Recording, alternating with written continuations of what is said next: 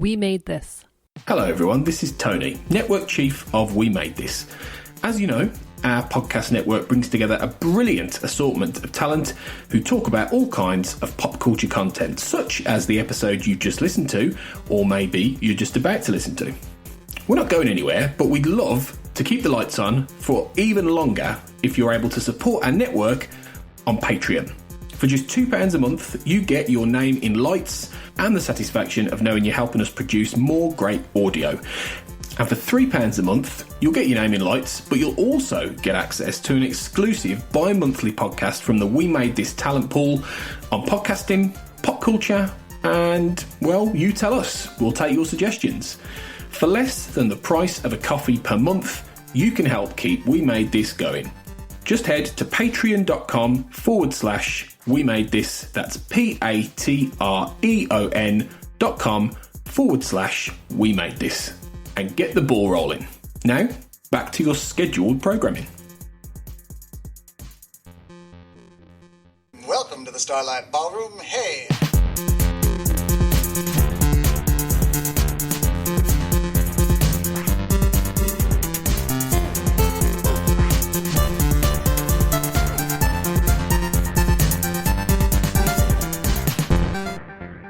Hello, everyone, and welcome to Shipwrecked Comatose, the Red Dwarf podcast on here, the We Made This podcast network.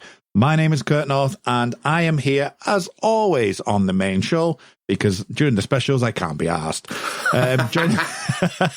Joining me, to be fair, I'm going to be on a special very soon, because we're going to be looking at Hollyhop. But, that would have already aired by the time you've heard this, so forget everything I've just said. Like fucking months ago. Yeah, I know. But these things happen. These things are sent to tries. Yes, but as always, I have a guest and a co-host with me. First up, my co-host, Mark. How you doing, mate? How are things? How are things been since the last episode, which was all those 7 days ago? Oh, yeah, all those 7 days ago. Those 7 minutes ago. Now you're in charge of an episode. I'm going to have a beer. So I want you live on air to choose whether I should have Beavertown Luploid, which is an IPA with a green monster on the front, or Beavertown Bloody Hell, which is a blood orange IP with an orange skull on the front. I'm Green Monster, I reckon. Monster. Yeah, I'd say Monster. Green Monster. Yeah. Lovely stuff. Mainly because I was thinking that because I'm drinking a can of actual Monster. I've got a glass of water. Hiya, Colin. Howdy doodly do. Colin is here with us. I completely forgot we were doing a podcast there. Colin, you've got a glass of water. Now, you've got a Red Dwarf background on the Zoom. I know people can't see this, but when you lift that glass of water, it's quite disconcerting because it kind of vanishes. It's like oh yeah, Shutter Island. Do you ever seen Shutter Island? Yeah. And it's like in part of the episode, there's a woman that picks up a glass of water, and the next scene, it's not there. Yeah, and that's what the first thing came back to me. That'll be good for all the people listening that can't see it. Exactly, but just watch Shutter Island, and you'll be fine. You'll be fine. Meanwhile, thumbs up for Beavertown Lupaloid IPA, 6.7%. Good shit. Are you trying to get a sponsorship? Well, if Beavertown did want to sponsor our podcast, I think that they are the kind of funky brand, really cool designs and stuff that would go with a culty show like this. Capitalism. I'm left-wing, but I've never said I wasn't capitalist. Fair. Yeah, it's definitely not Marxist. Anyway, let's talk about Red Dwarf. Oh, shit, that's what we're here for. We're here for Red Dwarf. We're not here to have fun. As Sir Patrick Stewart once said on the Star Trek Next Generation stage floor, where he actually told people that he wasn't there to have fun, and by the 7th season he was the silliest guy on there. Sorry to interrupt already and take it on a tangent. I used to be in a theatre group when I was a kid in Tamworth. Good. The Sandyback Theatre group, obviously very well known, as you'd all have heard of it. I once got told there, we're not here to have fun. And I was like, well, you're not winning any fucking Oscars, are you? So why are we here? So I left. I'm here to have fun and drink odd beer that tastes dead nice. I'm here to have fun and talk about Red Dwarf. So yeah, that too. Well, this actually reinforces my statement last week when I said that, you know, by the second episode of everyone's like guest, with the second episode it seems to fall down a cliff a bit more. Descend into anarchy. But anyway, let's talk about Red Dwarf. Red Dwarf, Series 4, Episode 4, is entitled White Hole. A White Hole. And it's directed by Ed Bye, written by Rob Grant and Doug Naylor, and was aired on the 7th of March, 1991. Can I tell you a slight inaccuracy there? Go on. It's credited as directed by Ed Bye. However, this is the one where he got sick. It is. It is indeed. Yes, you are completely right. Yes. It was actually directed by Paul Jackson. Yes. Under the notes of Ed Bye. Yeah. He followed Ed Bye's notes to the letter, didn't he? And he was incredibly strict and already had a reputation for would not take any shit from the cast at all. And Danny John Jules turned up late and got an absolute bollocking from him. He thought it was a joke by the crew members that Paul Jackson was directing it. Didn't believe them. Turned up late anyway. Got his head ripped off by him. Lovely. Anyway, we're here to talk about Red Dwarf. Series 4, Episode 4. It was directed by Ed Bye and written by Rob Grant and Doug Naylor. It originally aired on the 7th of March, 1991. I'm glad you did that twice, Kurt, because I've just realised on the last episode I didn't do it, so that counts, right? Yeah. Well, the thing is, this is about Whitehall, so unfortunately, this will all get scrubbed out at the end anyway. I'm glad you did that, because on the last episode I didn't do it, and... We're so witty. We're so fucking clever. So meta. Anyway, we're talking about Whitehall. Queek turns up. And then Queek turns up. Queek turns up is the ultimate Whitehall. Yeah. You were so right about the second episode with each guest being really fucking weird. I remember the last time we recorded with Matt, I said at the moment we stopped recording, I don't envy you editing that one, Kurt. And your face dropped. Sometimes I feel like just let it go. just don't edit at all. Just literally just record what you've got and put the theme music at the beginning and at the end. Anyway, we're talking about Whitehall. Opening scene. Let's get to at least the opening scene. RoboCop.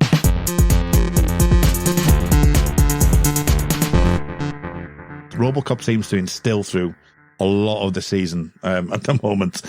Terminator seems to come through a lot of the season as well, because you've got the red eye from last week. Yeah. So you've got a lot of things. And obviously, as something that won't go away, it'll be Toasty as well. So Talkie Toaster. Talkie. David Ross is back. Yes. So what do you think, Cole? The original Crichton returns as Talkie Toaster, and he's fucking great as Talkie Toaster. Yeah, he is. I think he's the definitive Talkie Toaster. He does a better job than... Was it Tony Hawk the first time? I think it was, yeah. I think that this Talkie Toaster scene in the opening of this episode is the definitive Talkie Toaster scene. This is the bit that I just fucking laughed my head off for months about every bit that Talkie Toaster is in this episode. Is just utterly, utterly fantastic.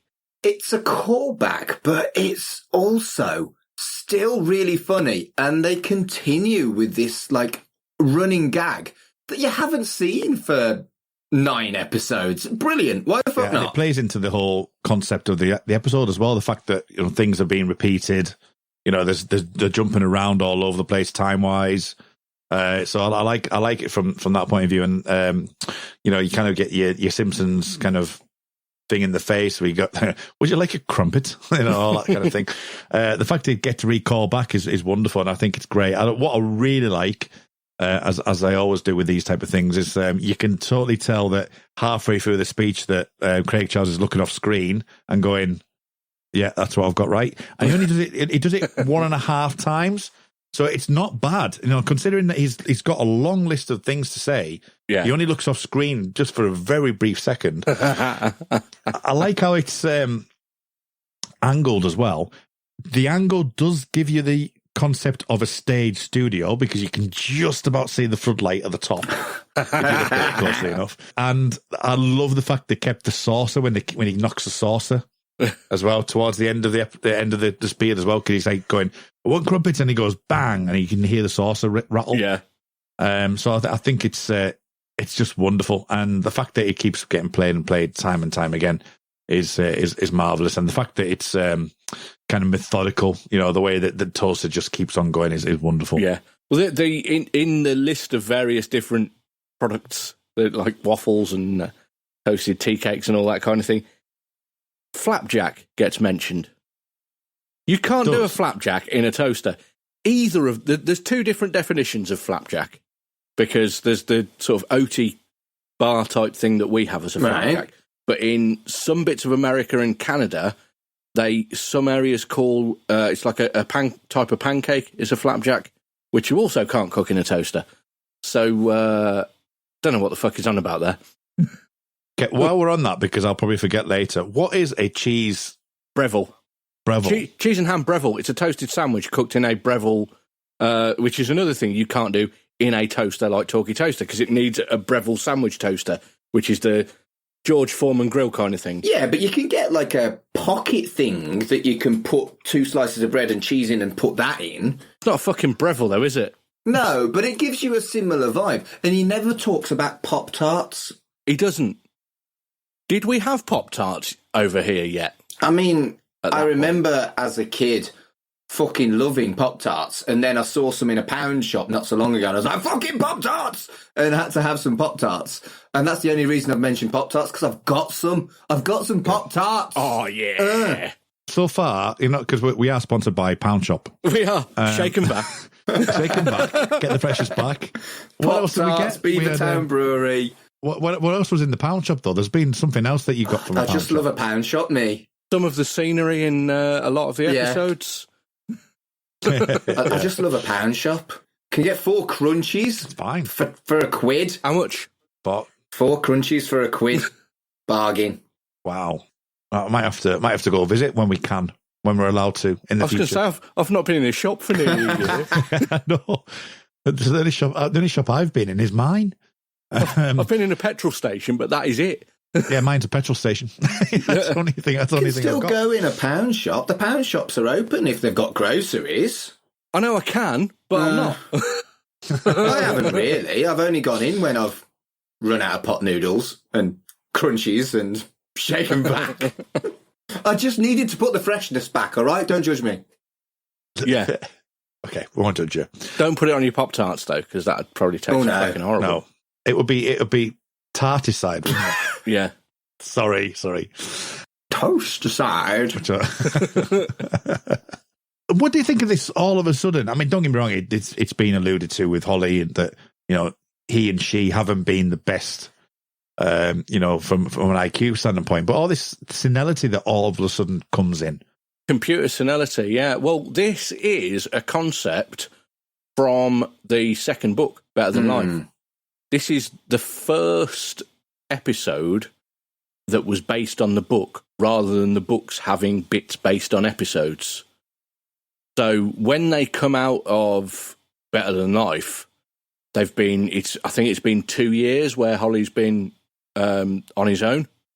Right. And he has gone computer senile in that time, but while they've been on there, Talkie Toaster, who's been the only companion for Holly, had convinced Holly to do this experiment where it put I think it's him in the book, put his intelligence up to 12,000, but meant that he got no lifespan. So when they all get out of Better Than Life, the Totally Motion video game, all of the computers and everything are off. All the power's down, like in this episode. I remember that now you've said it. This episode was originally going to have an end section or be a 2-parter where they ended up on the garbage world. Right. Which is Earth. But they would probably have made it not Earth in the series. Yeah. But that was deemed as way too expensive for them to be able to do. So they cut it down and made it into the 1 episode. I'm glad they did, because it's a fucking brilliant episode. Yeah. But yeah, that's why I think it's another sort of retcon from the book where they've brought it in and gone, right, we're going to mention that Holly is computer senile. Well, it's interesting because TV form, if you think about some of the modern stuff, like the Marvel stuff now, where, you'll have characters who are never really going to be a front focus or even like involved. They'll use them to a different route. They'll use a different way, or they'll mention them, like the twins, for example, in WandaVision. So you've got like various different ways to play around with it. And like Walking Dead, for example, they've got characters who aren't even in the comics. Yeah. Daryl's not in any of the comics. No. And then you've got like obviously the jail, the prison being a different kind of timeline to where they are and things. And you just think that Red Dwarf is doing this so long ago, the fact that they were doing this then, and instilling this from the multimedia of the books. And there was a predecessor, which is obviously a big influence on Red Dwarf anyway, with Hitchhiker's Guide to the Galaxy, which started out as a radio series, then it was the book, then the TV series, and then years and years and years later after Red Dwarf, it was the film. So that was a precedent before that, but yeah, it's definitely continuing in that tradition. I think it's fascinating that it seems like what I assumed were errors and retcons and mistakes, and is quite heavily suggested in the Smeg-Ups, if my memory serves, are actually thoughtful things that they've done because they expanded on stuff and liked what they did in the books. I had no idea, so thank you for bringing that to the table, Colin. That's all right. I've just reordered the first 2 books because I've not read them since I was a kid. And I've just, like, literally before we started recording gone, I need to read them again. And can't be asked to go and find them at my dad's house because it's locked down. So, yeah, I've ordered them, which Kurt's showing us in the camera right now. I got them a few weeks ago. I bought all the audiobooks because I've read the books years ago. I thought I'd try listening to them for when we cover the books because, they're unabridged. I might as well do it in the medium that I prefer. I'm looking forward to those specials, actually. The audiobooks are utterly fantastic as well. Yeah, Chris Barry's done the first 2, I think. Craig Charles definitely does Last Human. I've not heard backwards, so I don't know who does that one. But going back to the computer senility thing, I do feel like it's a brave move to do dementia as something in a sitcom because it is tough to make funny while still being sensitive. And sometimes Red Dwarf has had a bit of the old 80s and 90s ick, but I really do feel like they get it right here and it's quite sensitively done, but they still manage to make it funny, but it's sympathetic funny. I think it's because they don't dwell on it and don't make it exactly that. It's a plot point, not what they're deriving the humour from. And they could easily have done that and it could have been 80s ick, even though it was 91. But it does open up an interesting question, though, because if there was someone with severe dementia that you could bring back for a short period of time, to be able to like spend time with that person compared to where they are at that moment in time, it's an interesting moral dilemma that in itself. Yeah, even if it shortens their life. Here's the thing, you can't make that decision for them, but they don't have the capacity to make that decision, so it's fucking miserable is what it is. Yeah. And I think they kind of get that right with how it's done and how Holly's like, her reaction is horror. And of course it is. And she really fucking sells that bit. She does. Hattie Hayridge's acting in this episode is fucking brilliant. I've said before how Hattie Hayridge doesn't get much time, but what she does makes count. Yeah. In this episode, she gets plenty, and what she does really fucking counts. She's got the brilliant bits of comedy with the bits where she's counting by banging her head on the screen. Wonderful. And then, she's got the bit where you can see the realisation on her face that they've got the decimal point wrong and it's 3 point something minutes, not 3.14 years. Yeah. It's fucking great. She deserves a lot of credit for that. Mm. Absolutely. And I think, as I say, we'll talk a little bit more about that shortly. But one thing I wanted to mention was the something that gets picked up on, and I don't. This is maybe the genesis for it because I don't think it's ever been mentioned before. But Crichton starts talking about if Earth still exists, and Lister says, a time machine, or can you do, which century would you live in? You can go back to Earth, kind of thing. And it's like there's an episode in there somewhere. There's an episode or a gag in there somewhere which they haven't quite figured out yet. I really like Crichton's response to that as well. Because it's like, if you could go back to any time, well, I'd go back to last Tuesday. I did all the ironing and we watched a movie. It was great. That's really nice. I like that he's so happy.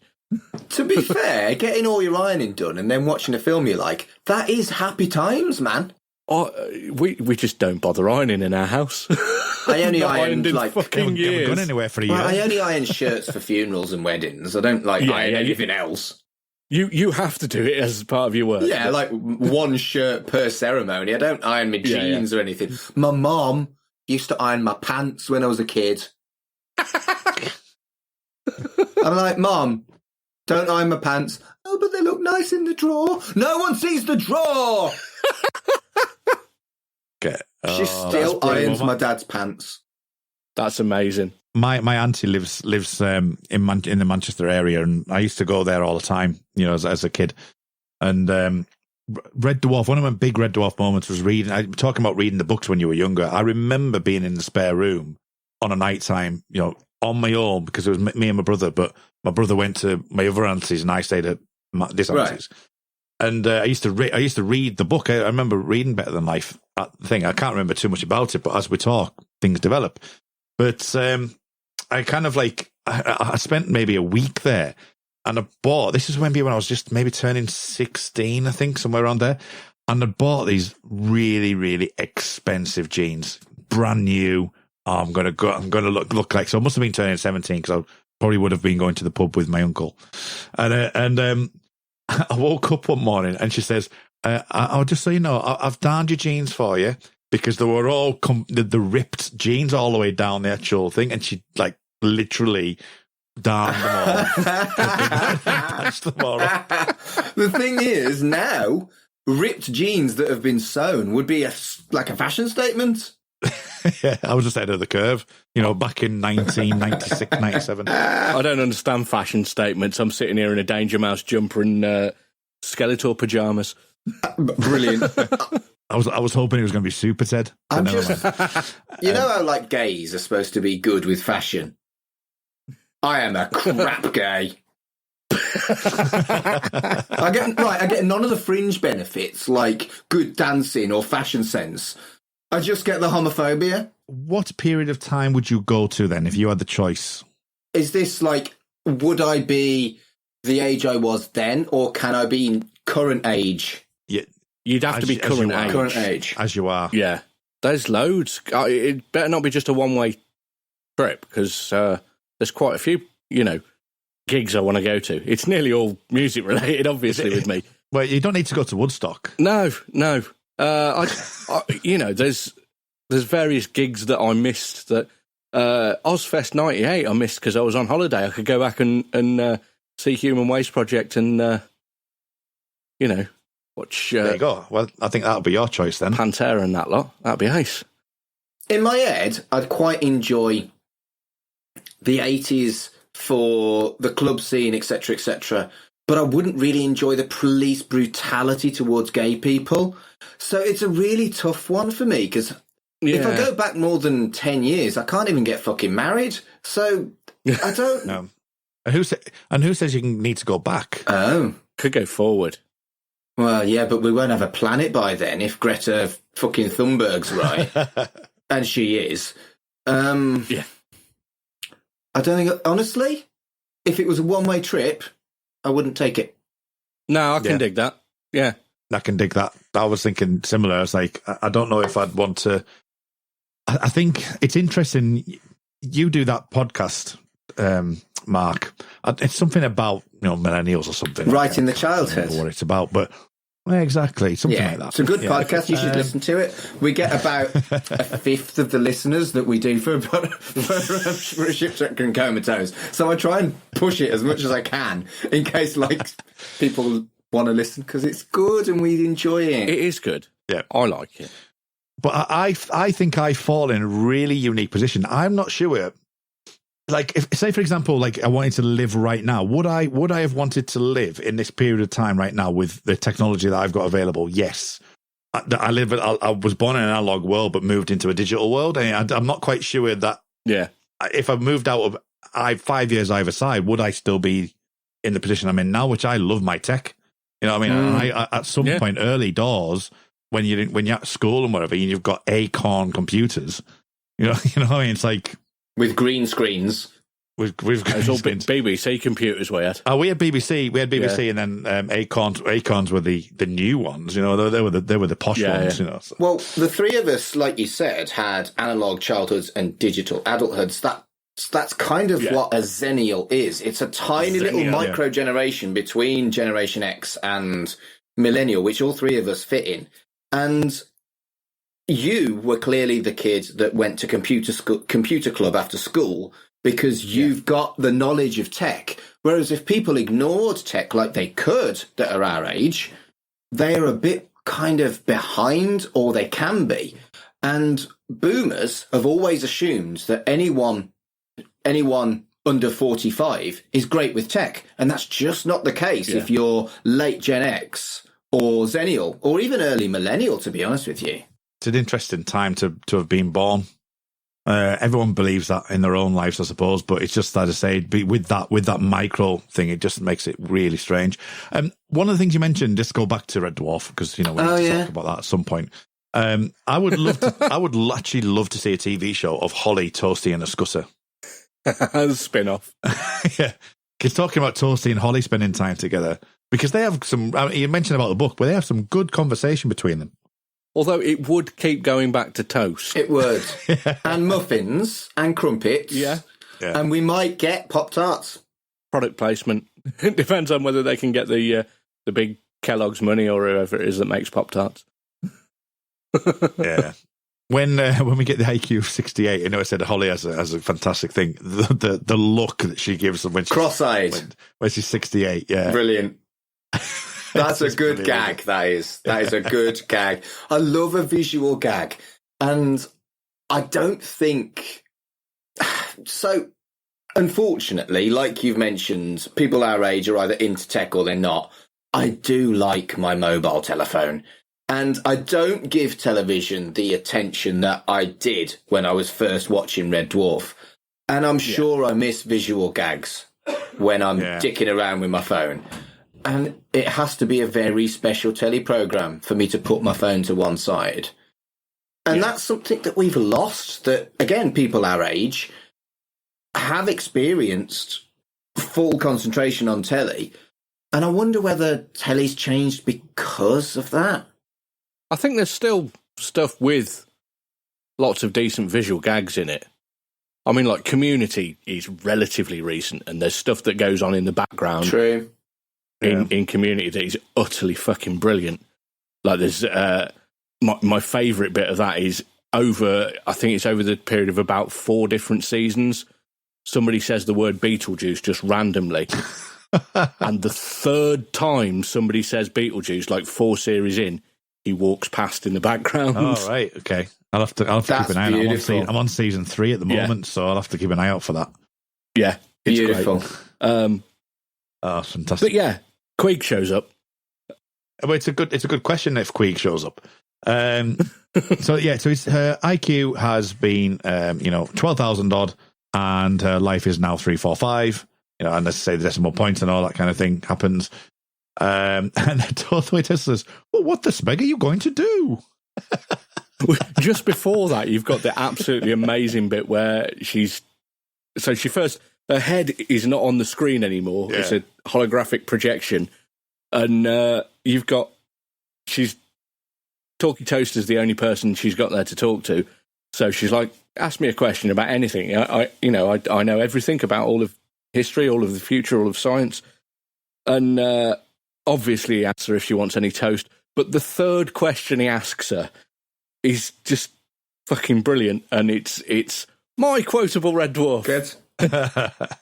Because between me and my dad, there have definitely been times where we've had this particular bread product in the house, and somebody said, given that God is infinite and the universe is also infinite, would you like a toasted tea cake? So why is the talkie toaster still funny? Why? It's literally it's it's one gag. It is one gag on repeat. And I know British people like repetitive humour, but fucking hell, why is the talkie toaster always so funny? I don't get it, but I do get it. It's very currency, that's why.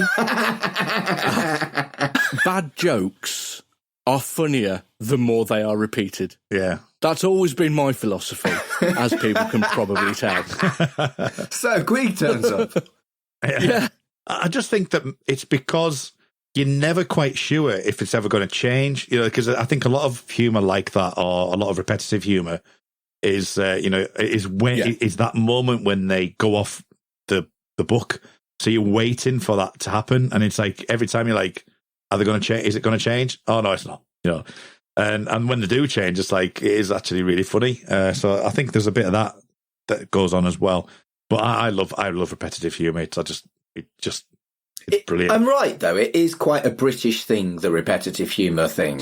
Well, I think so. Yeah. Homer Simpson on that cliff thing. True. That happened, and when he runs, and the rakes with Sideshow Bob. Also, the repeated joke in Family Guy when someone hurts their leg. Ooh. Yeah. And obviously when he falls down the cliff in Family Guy, which is The Simpsons, he said do it again, and I was like, oh, when I saw that the first time, I was like, yes, that's one of my favourite Simpsons jokes ever. Brilliant. And the fact that it got repeated. And obviously the chicken thing and the bird is the word is by far one of the funniest things I've ever seen. Oh, do you know? But yeah, repetitive. So I'm not sure if it is just British. I think it is. I think it's one of the building blocks of comedy, isn't it? It's one of the things you've got in your toolbox. Yeah. And it is worth fucking using because it's great. Mm. Yeah. Well, it's better than kicking the bread tray, isn't it, really? Moving on. And we hear the voice of doom, apparently, on the transcript, which is one of my... I was showing this to some friends of mine earlier. I was watching the episode, and it said, it says, Lister, can anyone hear anything? No, precisely. No one can hear anything. And you know why we can't hear anything? Why? Because there are no sounds to hear. Yeah, Crichton's fucking brilliant. I love that line. The way Robert Llewellyn delivers that is fucking good. It is. However, it's still not quite. It's insane. It's not quite as good as that. No. It's insane. It isn't, but I just think it's just like it's total literal humor. Oh yeah. We've gone from like repetitive humor to like literally switch it on the next second, and you've got someone saying, "I can't hear anything." And they do use this joke again in some of the Dave stuff. There's a scene which isn't really a spoiler. It's like, what's that noise? It's you. Stop talking. It's that kind it's that kind of thing. So there's stuff like that comes back, and again, that's a staple of like, a hospital. What is it? Well, it's a building that people go to get well. Absolutely, yeah. You know what I mean? It's that kind of thing. So literal humor, which is that kind of joke being associated with Crichton is very much establishment of Robert Llewellyn being comfortable in his role after not being bad in any way in Series 3, but being a little bit kind of teething problems in some respects. It's clear that not only is Robert Llewellyn good and a brilliant actor, it's also clear he's having the time of his fucking life. He's really at home. Yeah. And that... It's like Kurt was saying in the last series, they are all it's all falling completely into place, and they're all where they need to be, and it's fucking brilliant. And then speaking of that, the next few scenes have everything you need to what people think of Red Dwarf. You've got we can laser our way through. Well, two minor drawbacks with that. We don't have a power source for the lasers, and we don't have any lasers. And then literally seconds after that, you've got Space Core Directive and the Rimmer Directive. So it's No chance, you metal bastard. Look, that's, as far as I remember, that's the first instance of an excellent suggestion, sir, which is one of my favourite things in all of Red Dwarf. It's just so funny. as I say, within that small space of time, you've got Space Corps directives, you've got the Rimmer quoting a directive, which quickly becomes incorporated into the Space Corps directive. Yeah. And then you've got, as you say, was it Rocket Pants? Stuff like that later in the season. I just I think it's wonderful that we're getting in the last two episodes. Both have been really strong, and both have got quintessential Red Dwarf stuff in it. I like the condescension that's associated with intelligence. It's that the cat doesn't spot that he's being spoken down to, and I love that. And I think that I'm going to do this now as I think about it. When you slightly overpronounce things, that's when the condescension has really kicked in. I do that at work all of the time when I'm speaking to customers. Yes. And I try and play it off as I'm trying to make it so they can hear me properly on the phone, but no, it's fucking condescending because they... Oh, do you know what my favourite condescending thing I ever did when I worked in a library? And I did it so frequently. People would come in and ask me a question, and I'd say, I'm sorry, I don't know. Do you want me to Google that for you? And the amount of people that said, yes, please. Yeah. Just fuck off. The whole point was, I could Google it. Good point. Good point, intelligent librarian who didn't mean to be patronising, honest. Do you know there's even a website called Would You Like Me to Google That For You? And it goes to Google. It's the initials LMGTFY.com, I think it is. And it directly Googles it and types it in for you. Thanks for that, Susan. That's great. When they need something to batter their way through the doors that's about 6 foot long with and a made flat of metal. top. With a flat top. And they'll just look at him. Novelty eraser head. Yeah, again, the fact that all of them are now this crew that they're in sync with each other. They know exactly what's happening. Crichton's the bum of the joke on this one. It's just fantastic. And I thinking about the credits, even though I've not watched them, I always remember that I haven't seen season 4's credits. If I'm being honest with you, that that you get Crichton's head bump, and then you get the bird, don't you, straight after it, and that's singed in my brain as part of the credits because it's just there. As soon as you see that battering ram, it is part of the credits. It's like the opening credits. So it is something that I always remember. Every time I see that battering ram scene, it's like, I know what it is now. Yeah. This is something I wanted to pick up with, and I think it's happened. An intriguing bit I don't think we've talked about recently, but it has happened. We talked about the scene, Mark, a couple of episodes ago where Rimmer seems to be in charge. When they were doing the squabbling, it's like, yes. Rimmer's being boss again here. Then this is the second or third time we've seen this of late, where he seems to be commanding. He seems to be taking charge of various different things. And he's doing the same here. He's like, can we boot her up, please? And can you do this? Can we do this? Can we do that? He's almost like being the captain of the ship. And I think it's an interesting dynamic that they've started to filter in a little bit. That I don't know if this is maybe a Chris Barry thing that he may have asked, can I have a bit more to do? Can I be the boss? Can I be, I'm meant to be the boss, or can Rimmer as a character be a part, actually feel like he's trying to command?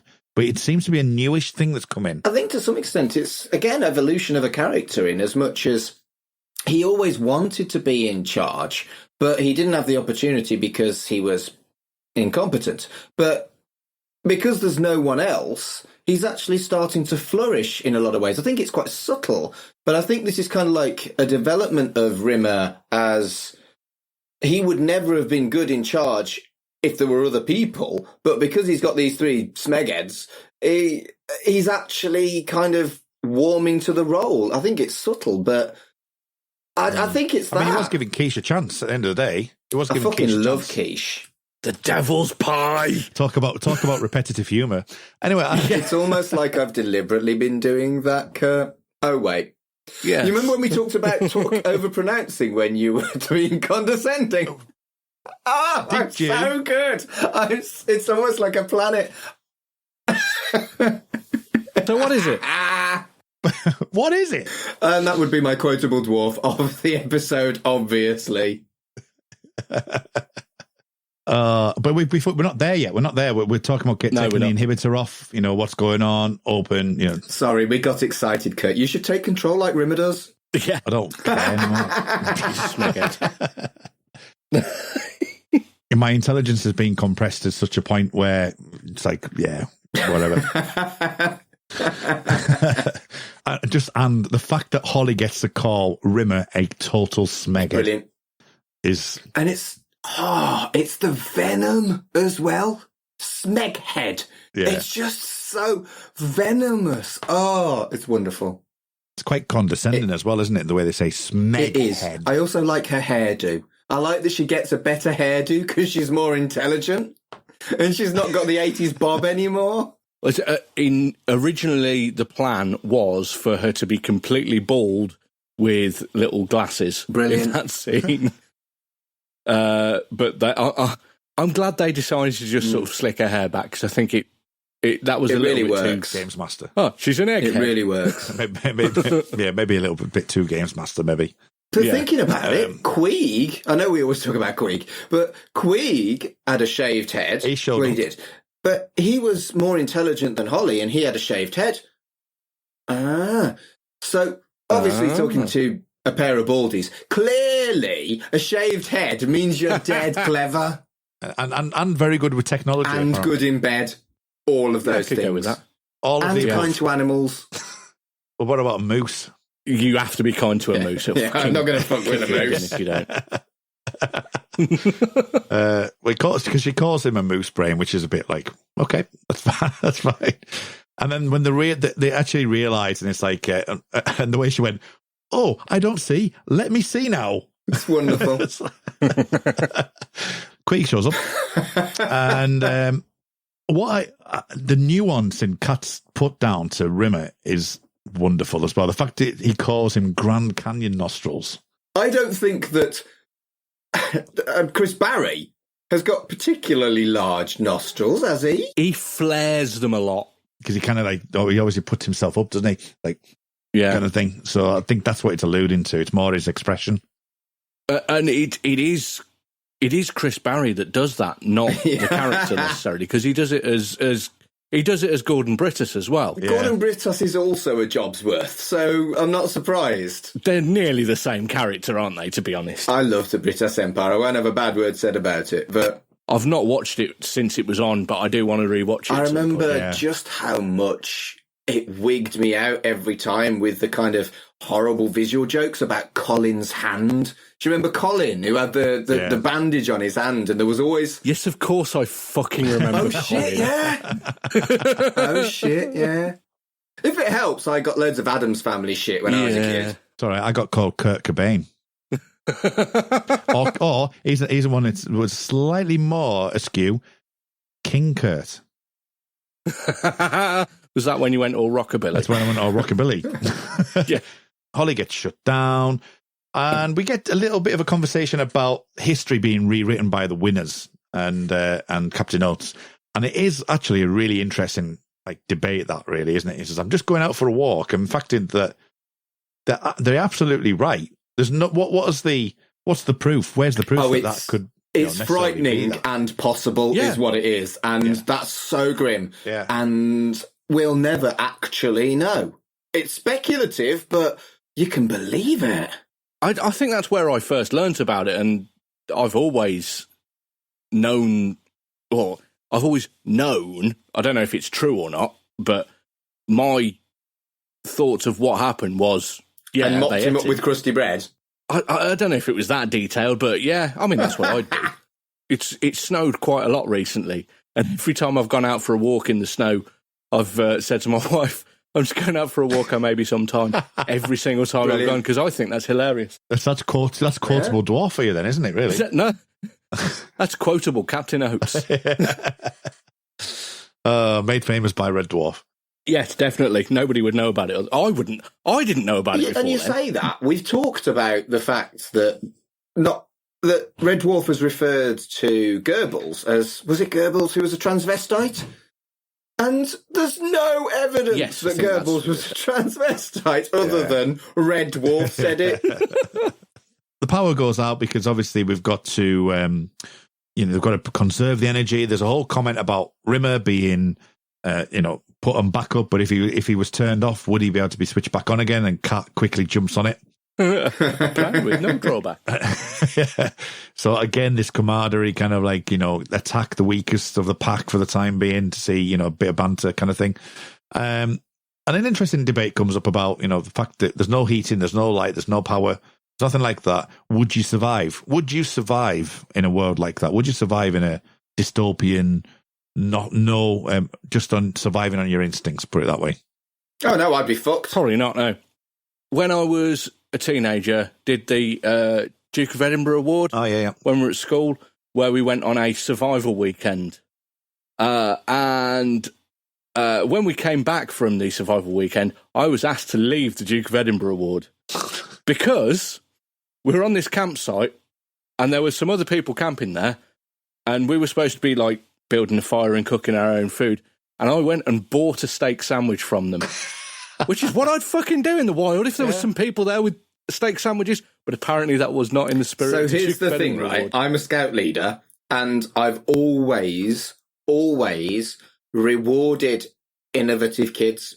I set this whole thing on a Zoom meeting about work together, and I sent them all in the post a line from a poem, and the idea was they had to work together to put the poem to it. It was supposed to be like a half an hour, 45-minute activity, and one smart-ass kid was like, "I'm just going to Google a couple of the lines," which worked. And I was like, "Do you know what? Well done." Yeah. So it has changed a bit since then. Yeah. Or I'm a bit of a maverick as a scout leader. Yeah. Probably didn't help that the one of the Duke of Edinburgh leader type people was my mate's stepdad, who we didn't get on with. And there was a bit where we were supposed to be walking on our own, but being surreptitiously observed. And we knew they were just walking the other side of this fence. So as we were walking along, I was chucking sticks over. We still have to do that in scouting, and I find it creepy as fuck. So the way I've always dealt with it is I've said, give me your route. I'm going to be at this coffee shop, say hello. Then I'm going to be at this coffee shop, say hello. Yeah. Then I'm going to be at this coffee shop. I don't fucking follow the kids. Yeah. Imagine if somebody saw you doing it these days.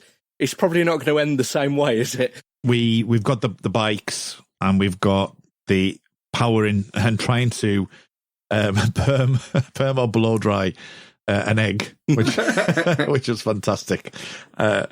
So, and the fact that he's got the way that Cat's like sort of delivered the line. So obviously some time has actually passed at this point because, they're saying it's Tuesday, it's my turn for the electric blanket. So some time has actually passed, which I quite like the way that they've brought that in, the fact that, it's not just a case of it's just happened. And it's nice to know that there's a bit of time has lapsed on there. It's not a problem that can be solved quickly or easily, and I think it's nice that they emphasise that. That's proper sci-fi. Yeah. Yeah. And this is another... I mean, the whole white hole thing is a pretty hard sci-fi concept, a little bit like we were talking about back in Future Echoes. Yeah. It's a similar, proper sci-fi level sort of concept, isn't it? And we're about to get there because we're about to get to the explosion that we see, and what I found interesting, and I think the podcast would find interesting. 5 days to get around to and from the cargo deck. It says 2,000 floors without the lift. That's pretty good time. So apparently it takes 5 days to get around. So a 4-hour lift journey would be all right. Yeah, we have looked at this and we have mocked this, and I think we've noticed more on the rewatch, or rather on the over-analytical, we're doing a podcast rewatch, just how fucking sci-fi this actually is as a show. I kind of just saw it as a setting for the funnies. It's not. Yeah. They do have some really interesting and really innovative and original sci-fi concepts. Well, this sci-fi concept in this split screen with the speeding up and slowing down, what do you make to it? Because personally, I'll just say I think it's brilliant, and I don't have any issues with it. What about you, Colin? What do you think to this scene with Crichton and Rimmer? It's great. It's really funny. But in hindsight, these days, what it reminds me of is, you remember that website Vine a few years ago that was like 6 second, short bits of YouTube, basically, and there's loads of YouTube compilations. There is a quite famous Vine sketch thingy where it's this bloke with himself with that exact same effect. So half of his screen is slowed down and half of it's sped up, doing a duet with himself singing Baby It's Cold Outside. Right. And that always sticks in my head now when I see that. The only thing I've got to say on this is, why is people speaking when they've inhaled helium so fucking funny? I'm 42 years old, and someone who said it to us like this is really funny, and it's been funny since I was 3. And why? Why is it still funny? It shouldn't be. I'm a fucking man-child. Doesn't matter who it is, the complete lack of dignity when you start to turn like this, it's funny. But the opposite as well, when it's slowed down, any voice that's at the wrong speed is generally, when it goes over a certain amount, is funny. I sometimes, well, a lot of the time now, edit my podcasts at around 1.7. Yeah. So the fact that you're editing with the funny, with your voice on, you get used to people's voices at high speed. And sometimes when you come to do a podcast with somebody, you're like, oh, they've got a low voice. I just started that with the last episode of We Dig Music that I edited because it was 2 hours long. I thought, right, I'm going to try doing it at 1.5 speed, and it works all right. I mixed it at that level. But yeah, it is really funny because, particularly as it meant Tracy was incredibly high. I mean, there's certain things as well that can rejig your thing down to like the same. Which is what Audible does, right? Yes. When I'm listening to podcasts, I listen to them at sped up speed, but so Podcast Addict that I use, it doesn't change the pitch with it. Yeah. It basically truncates silence. So I listen to certain podcasts where I know people's voices well enough, I can listen to incredibly fast. So I listen to Life's Milestones at 2.5 speed. Holy shit. And it's fine. I don't miss any of it. I get every single bit of it. Am I particularly slow in the way I talk? No, it's. I have trained my ears, and I've just upped it over time. So I started off listening to podcasts at 1.5 speed, and then upped it to 1.8. And then if you just do it gradually, eventually you can train your ears and you can fit more podcasts in that way, which I fucking need to with the amount I listen to. Mainly with the amount that Mark fucking makes, so I listen to most of those. But I actually don't do that with podcasts. I do it on Audible because it adjusts the author, the narrator, and even at that, I only do it at 1.25. Any faster than that, and it sounds weird as fuck.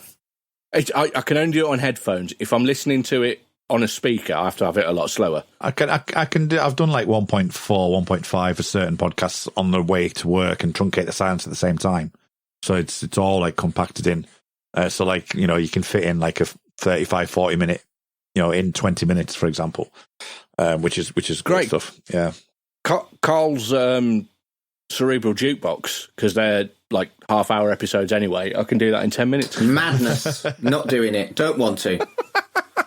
Going back to the actual sci-fi element of it, because you say it's about a sci-fi show, and I probably don't laugh as much as you both do with this scene, because I'm so like caught up in the sci-fi element. The fact that they're jumping from one side to another and they sound the same when they're in that side. So you as a viewer are in whatever mindset that they're in. So when they're both in the same thing, you're in that with them, because otherwise, if you were in one side, you'd hear them both slow, you'd hear them both fast. Yeah.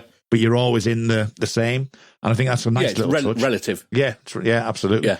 And I just love the fact, and even like sort of saying that the bigger and the look bigger and it's a weird effect, but I actually like the effect because the effect works for what they're doing. It's space and time that's like either shrinking or dilated. Yeah. So the fact that they've put that together is really interesting. Glenn Miller was mentioned the other week, and we've got Paul Robeson on this one. Yes. That it's still intriguing me that where these names are coming from. I've never heard of Paul Robeson. Who is he? He's a very deep-voiced American folk singer from the 50s and 60s, I think he was. I think it was mainly the 60s. Well, you've got to think that Grant and Naylor are about 20, 25 years older than we are. So these are cultural references that were important to them when they were growing up. And that's the only thing I can think of as the reason why they're putting in what is now really fucking obscure. Like a slightly more contemporary, but only like by about 10 years, but it's held up a bit better. If they'd have said Barry White for the really deep voice, but I think that would probably have worked better. I don't know my history with Paul Robeson, but I think he had some political aspect behind him, and he potentially did a lot of speeches and things like that. So I think the whole point of him being on dope might be an allusion to the fact of one of his speeches or just listening to him talk rather than just being the thing. You know what? I could be entirely wrong about him being a folk singer. No, he was definitely a singer. Manic Street Preachers have a song called Let Robeson Sing. Wait, it was like wasn't it like a jazz musician? Well, the fact that we're having this conversation tells you that it didn't age well. No, he's not a well-known. For me, he's a name that I've heard in the ether, but nothing that I've... I mean, Glenn Miller, it's probably more... Yeah, but would I know Glenn Miller if it wasn't for Jive Bunny? Paul Robeson, this is how long ago the reference is. He was born in April 1898. Okay. Yeah, that's a bit of an odd one. So he was mostly well known. It was 30s, 40s, and 50s by the looks of it. So it's even older than I thought it was. So it's their parents' shit. Yeah, but he's before it says what style he does, he is an American bass baritone concert artist. So his deep voice is his defining feature. Okay. So what is it? Quotable dwarf. Pretty much, if you're a Red Dwarf fan, this is bound to be a quotable dwarf. It's bound to be. Everyone must do. I mean, I know he said it in the past, but this is what made it famous, surely. This scene is fucking... It's just so well written. It's great. And so well acted as well, because I think well acted is not the best word for it. Blocked. But it's hilarious how they could have filmed it and copied and pasted the film and just repeated it. But it's obvious that they did it all twice, because you've got Lister is almost smirking the second time when he takes his hat off in exactly the same way he's just previously done. It reminds me of Future Echoes. Yeah, it is. Yeah.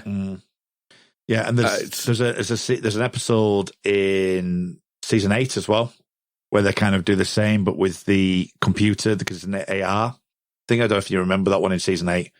And I've only seen season 8 when it was broadcast, so back the first time round. They're basically looking for... In season 8, it's like Rimmer is at what he believes is outside of the AR, and he's setting them up. Lister starts to realise that, but then things start to move because the thing's cut and it's edited. So it's like, so anytime they mention Rimmer, it gets cut. So it's like, and there's brilliant bits when we get to it in season 8. It's because I love season 8. I think it's underrated in my opinion. Is it 7 or 8 where Rimmer? Well, not Rimmer. Chris Barry is part time. 7. Yeah, he's back for 8. He's back full time for 8. But yeah, so there's like, this is something that will get repeated again, but in slightly different ways. But this is the epitome, as I say, of like, because you don't even see Crichton get on that counter because you can't physically move. So I can imagine a crane being put on to get him onto the bloody counter in the first place. But it's even things like this. Now we've reached the middle of this conversation. So it's decided then You know, and it's just really, really well blocked, as you say. It's kind of like, you know, the fact that they've read the lines and they've got everything. Yeah. They've been told to do certain things, like sort of like spewing time and then using the finger point, putting the hat on. Like, obviously, Cat going, "What is it?" Opening his arms up, and then having it make sure he's like, only joking, with it being quite stilted. So I think that the direction, and considering this was designed with Ed by in hand and the director changed, is brilliant to think about. Well, they're all too scared to get it wrong. Maybe, yeah. On a completely unrelated note, this scene, isn't the white hole really pretty and, like, still genuinely could be CGI now? I thought it was ace. Yeah, it's not aged badly, definitely. No, it looks good. Yeah, it might be done by Quantel. Maybe. Maybe. Quantel. It's almost like we're deliberately doing repeated jokes because this is the episode about repeated jokes. Almost. It is almost like we're doing repeated jokes because this is the episode about repeated jokes. I think So what is it? We've met the middle of this conversation. We're so clever. I'm so pleased with us. Oh, it's so juvenile. Yeah, we're definitely that. Absolutely fucking juvenile. I mean, what time phenomenon? So Queeg turns up. Town in robe. When the time repeat. Town in robe. I completely forgot about Town in robe. Is this the most chaotic one yet? It might be. Yeah. It's quite chaotic, but I was always playing for that. Do you need another beer? Good. I've had two. You've had two. Okay. That's enough Only for me. joking. So Queeg turns up. Would anyone like any toast? I hope this is even vaguely as funny for the listeners as it was for us. It'll be horrific. It won't be. You know, No. I think we need to consult Holly. That's what I think we need to do. Yes. And then we get a repeat of what happened before when the communication between Rimmer and Holly isn't right, isn't working. Which I think both elements of that is really good, actually, having them both like not communicate really well together. And it creates the data slug. And the data slug, I must admit, you know, we've had tapes, we've had CDs, we've had various different things. It's nice to see something that's actually, you know, quite technologically new for us. It's almost like a USB thumb drive, isn't it? Yeah, but it's not too far away from a micro SD card, is it? But really? It's another fucking format. It's another format. We've had tapes, we've had micro cassettes, we've had triangle VHS, and now we've got this weird fucking disky thing. Just pick a format. We got rid of Betamax, damn it. Yes, but in the time that we have been watching it, we've gone through video, DVD, Blu-ray, and then streaming. 4K. Yeah. So in a ship that big, they might have quite a few different formats. They might have a few things running on older systems than others. But no, it's probably more just that they hadn't really thought that bit through. But it's fine. I'm quite irritated that makes sense. Fuck you, Colin. Good. Anyway, so it's decided then. We consult Holly. Right, yes. Yes. Okay, so playing pool with planets. What are your thoughts on it? This is an interesting end to the story, isn't it? Because you've got an AI of 12,000 giving you the exact measurements, which would have got us to the moon. It would have got us to the moon. It would have got us around Mars. You know, it's, you know, Voyager's out there doing what it needs to do because of precise technology, because of knowing exactly what the mathematics are. But yet they can't go with Rimmer. They cannot physically do it. Rimmer is right, and they cannot physically do it. Funny. There's the targeting computer where it's got the computer simulation as like a 3D hologram above it is great because it's like really futuristic technology that there's this 3D hologram display, and then the sound is Missile Command from 1980. Brilliant. But you know what? I mean, I'm not sure that Star Trek Next Generation would have done something like that. The closest was there was a game where Wesley Crusher was playing. But they wouldn't have done that much in this kind of realm of computer graphics.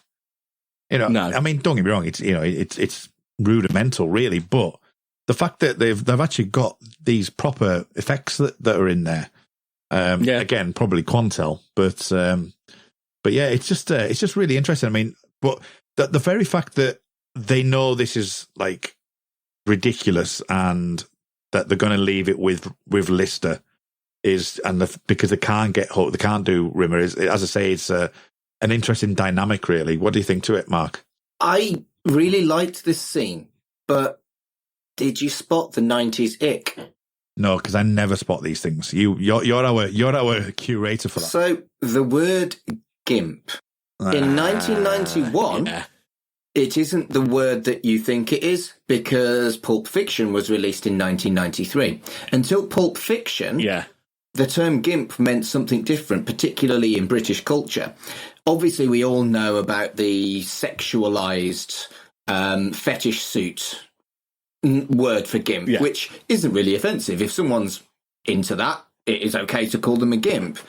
But it's actually quite an unpleasant ableist slur. Gimpy meaning like a gimpy leg, if you've ever heard that term. So it just means it's an unpleasant way of associating physical disability with mental disability, like people did around this time.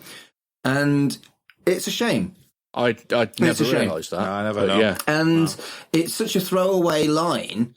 And if you weren't an oversensitive gimp like me, you probably wouldn't spot it. But joking apart, it is quite unpleasant. Right. Yeah. Yeah, no, I didn't. No, I didn't can know that. definitely dig that. I mean, there is GIMP editing photo software. I know. GNU image manipulation. I don't program. associate GIMP with the ableist slur of the 80s. I don't. I associate it with the sexualized fetish culture. Pulp Fiction-y kind of. And anyone who's seen Pulp Fiction, and to be honest, most people who haven't, who's into sex maybe, will know that version of it and giggle at GIMP, the program. And I do that. But at the time, I feel like this was an unpleasant choice.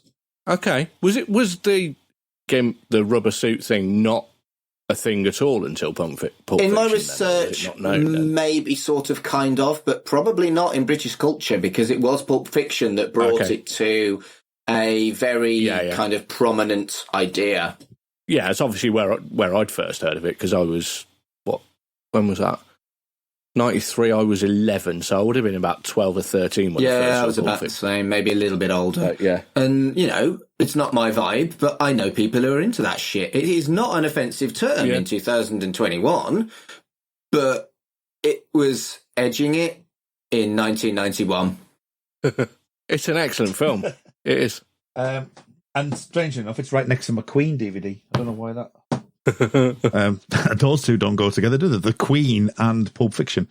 Well, it does if you haven't got any other things that begin with P in between the two, and you've got it alphabetically. Oh, one of my mates. That's exactly what I've got. One of my mates nearly disowned me because I shuffled his DVD collection. He was so vexed. He's, like these people that are so anal, and you just like Is it just me that when you know someone's really anal, you nudge the pictures in their houses just to knock them a little bit? I took it. I'm locking this door if he comes round again. I took it a little bit too far and shuffled his DVD collection. He was so vexed. Stay away from my Life records, is man. too short to alphabetise your shit. And I used to work in a fucking library. But then I can't find what record I need next. This is one of life's problems. The ultimate gag, coming back to the Red Dwarf, this is going to be a fucker to edit. Nah, just don't bother. Just put all the shit in. It's fine, don't bother, it's fine. Will you relax? It's just like, I've seen him, he's marvellous, and I've never once seen those balls go down those holes. It's just the way that Cat delivers that line. It's just like, it's just brilliant because the way he sets it up to say he's a brilliant pool player, and it's just the fact that only Cat could do that because Cat doesn't understand the game. The whole scene. You know what I mean? It's a total Cat is like what a cat would do. It'd see a ball and go, oh. You know what I mean? The whole scene is fucking superb. Everybody gets something funny and it's quick fire. And I'm sorry, I'm having another episode with two quotable dwarves. Played for and got. I say that all the time. All the time. I'd got a bit of a Mandela effect in this episode. You know, when you've got false memories. Mengele effect. No, it's sorry, that's an X-File reference. They play around with it, saying it's... I've heard of the X-Files. Yeah. Well, in the X-Files, they've got an episode called The Lost Art of Forehead Sweat, in which they have the Mandela effect, or the Mengele effect, because the Mengele effect is the Mandela effect. It was just by Joseph Mengele, not Mandela. He was not as nice as Nelson Mandela. He was generally a nasty person. Yeah, he was, yeah. Slayer didn't write any songs about Nelson Mandela, but Angel of Death is about Joseph Mengele. But anyway, my sort of Mandela effecty type thingy, I'd always got in my head that when he gets the trick shot, that Rimmer says, "You dammy dodger, you jammy dodger," a trick shot, and it's "you jammy goit." And I don't know why. For years, I'd been quoting that, and I was fucking quoting it wrong. Does that count as quotable dwarf if you're misquoting? If you fucking quoted it entirely wrong. The amount of times that people say, "Beam me up, Scotty," and he never says it. Does he never say it? Never says it. No. Does he say "There's life, Jim, but not as we know it"? Yes, in that song from the 80s, Star Trek. Yeah, he says things like, beam us up or Scotty beam us up and things, but he never actually says. There's loads of TV programs where you get phrases that people say and they never actually say it. Yeah, it's like "Play It Again, Sam" and stuff like that. Yeah. Is never actually said in Casablanca. Doctor Who, I've never seen it. The reverse the polarity of the neutron flow. It's said 3 times. Yeah. In like 30, 40, 50 fucking seasons, it's said 3 times. Yeah. It's amazing, isn't it? Just that as you say, that Mengele effect, or even like, I'm even saying the Mengele effect.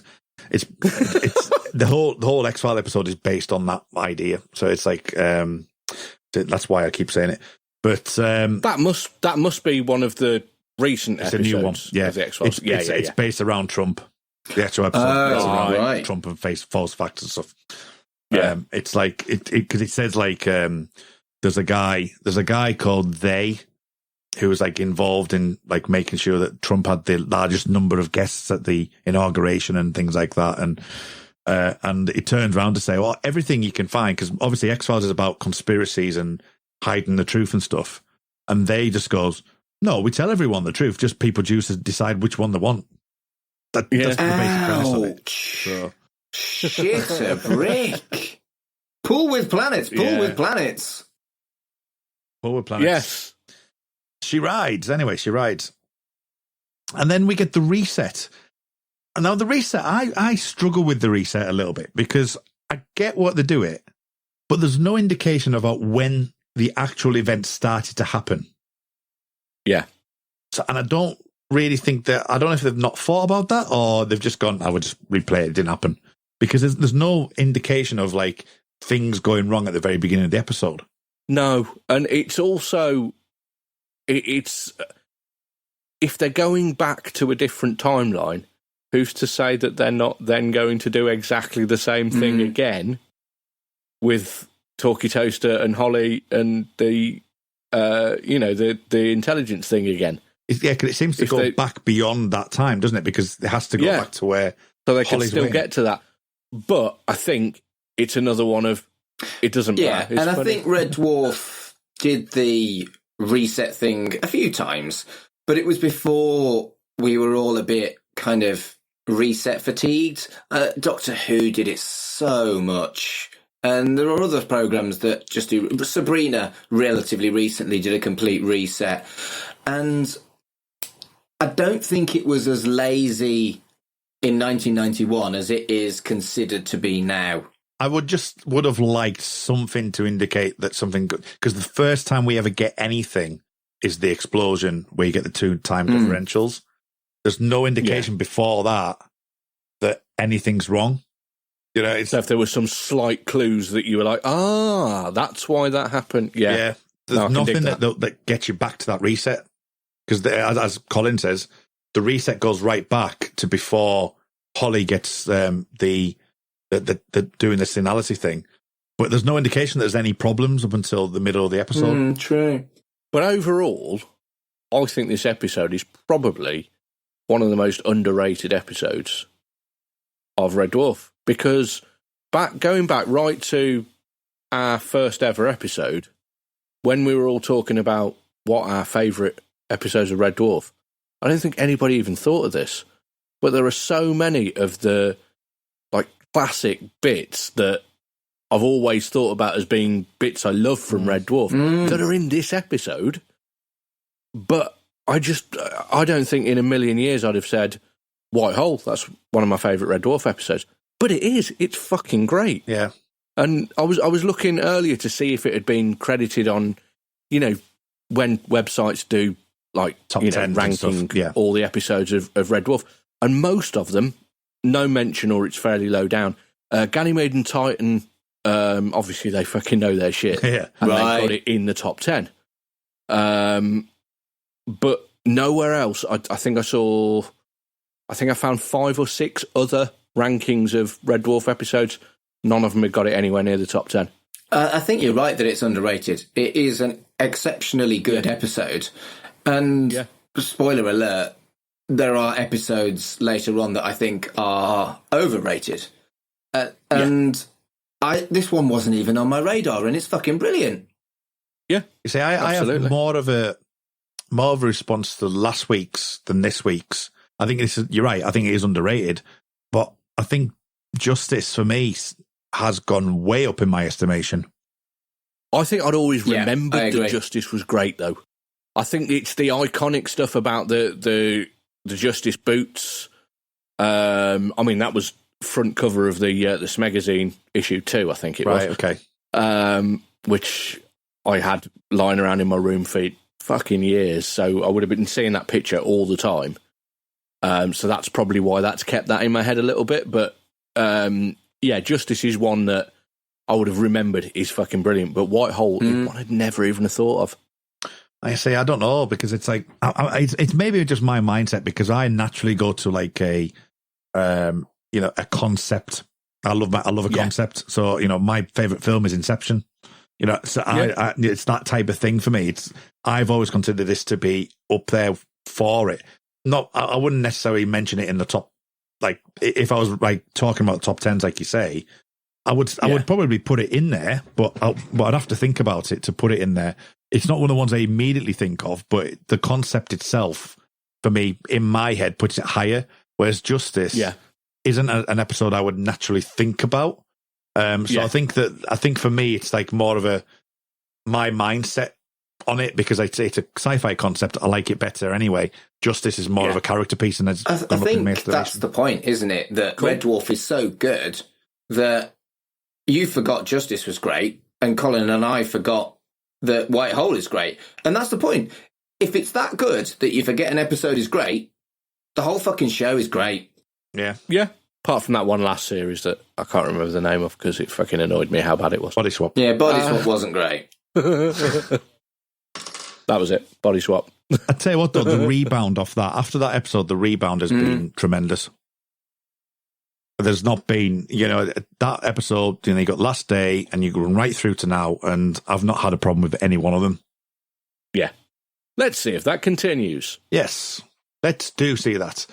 So that does bring the episode to a close. Any final thoughts, gentlemen? I think the ending where Crichton is really rude to Rimmer, I think that literally anybody who could be rude to someone who's wronged them without any kind of repercussions, you'd need to be a better person than me to not do that. So that's it. That's the end of the episode. The end of Colin's stay on season 4. That's all right. I'll see you later. You will. It's been a pleasure as always. Yes. So, where can people find you on their internet, Colin? I've got 2 other podcasts. I have We Dig Music, where me and my co-hosts Ian and Tracy are going through different years and choosing our 10 favourite songs each. So we've got 30 songs to vote from to find out the best song of that year, which is We Dig Music PCast on Twitter. You can find it by searching We Dig Music in podcast apps. It's also on my website, which is weirdingpodcasts.com, and my other podcast, Free with This Month's Issue, which is me and Ian plus a different guest each month listening to old Kerrang, Enemy, Metal Hammer CDs, that sort of thing, which is at this month's issue on Twitter. It's all on Instagram, it's on Facebook. Use that search function thingy, you'll be fine. And what speed would you recommend playing that at? I would recommend playing it on whichever speed you've trained your brain to listen to things at. Okay, so if you're looking for me and my personal account, you can find me on Instagram and Twitter at MarkAdamsHC. I've got 3 other podcasts at the moment. The first one is Life's Milestones, which is based on my job as a humanist celebrant, where I have a different guest every fortnight to talk about the milestones in their life, birth, marriage, and funerals. That is at Life's Milestones on Twitter.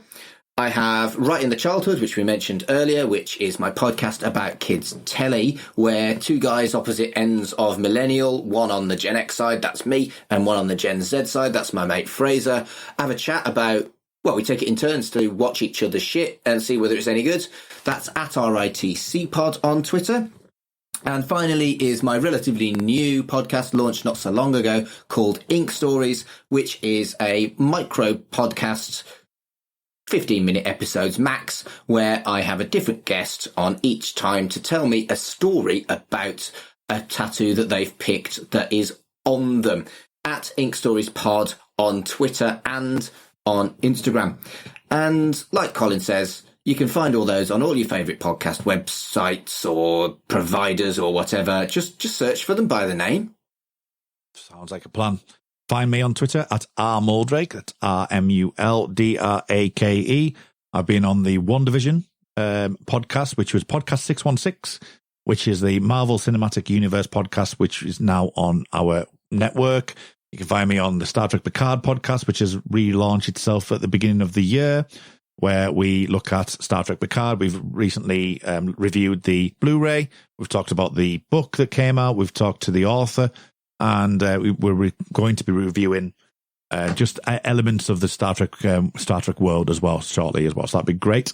You can find the pretty much it will be the finished article by the time you hear this, but the Millennium podcast, which is me going through the Millennium Show from 1996 to 1999, and that's at the Time Is Now pod on Twitter, and of course the X-Files, and that's the X-Cast, and that's the X_cast, where you can see us going through season 6 and prepping to go into season 7 as well, which should be great. So those are just a few of the podcasts that you can find me on. I'm sure that I'm on plenty of other ones on the We Made This Podcast Network. To be fair, the 3 of us whore ourselves off on each other's podcasts and shit like that all the time. I'm on loads of shit because lockdown's dull and I like chatting. Yeah. And this one proves it.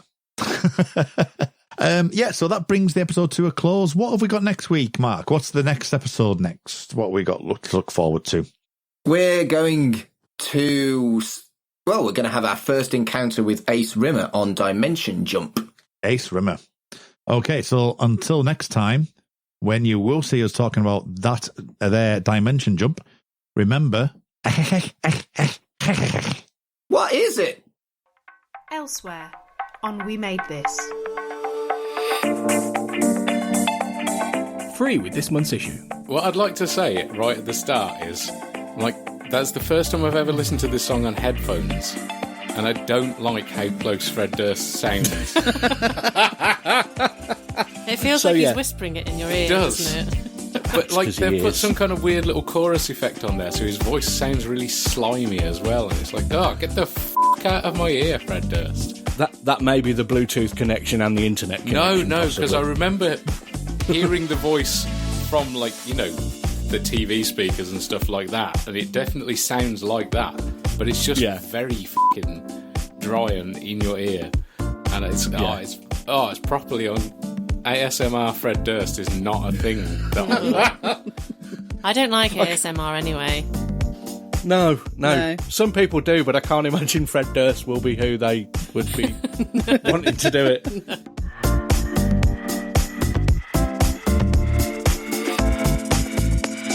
Life's milestones. So, my fascination with Americans and embalming, am I just being weird and obsessive, or is it still a massive deal? We had my mother embalmed when she died because we just thought it was the thing you had to do. Right. And usually embalming, if you're going to have an open casket, they have to be embalmed. Otherwise, they won't look so hot. And they won't smell very nice either. No, they would not. It would not be a pleasant experience for anyone. But if you're going to do that, I guess embalming is necessary. Yeah. And I don't like the idea. I mean, if I'm dead and you're drawing all my fluids out, then I'm definitely dead. So, it's like it is like taxidermy. I'm just on display for people to look at. I might as well be up on the wall.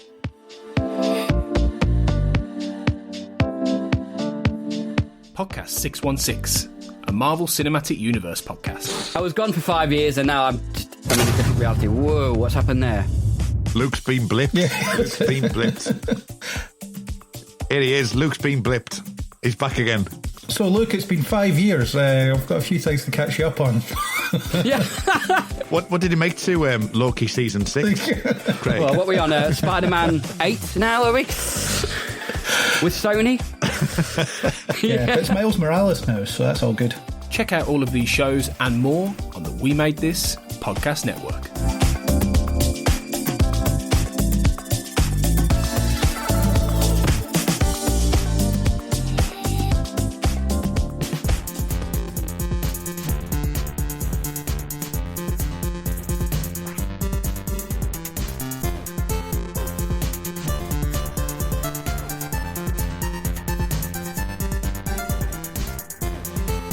Shipwrecked and Comatose, a Red Dwarf podcast, was created and produced by Mark Adams and Kurt North. You can find us on Twitter at Red Dwarf Pod, and we are part of the We Made This podcast network, which can be found online at wemadethispod.com or on Twitter at We Made This Pod.